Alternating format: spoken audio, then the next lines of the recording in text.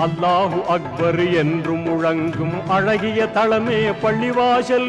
எல்லா மாந்தரும் தொழவாருங்கள் என்றே அழைப்பது பள்ளிவாசல்.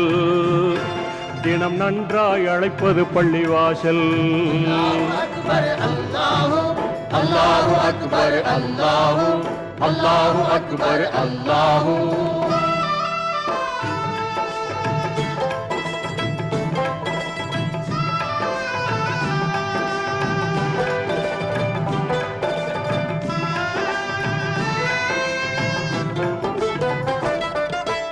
இறைவனை வணங்கிட நபிமுறை பேணும் இங்கித தளமே பள்ளிவாசல்.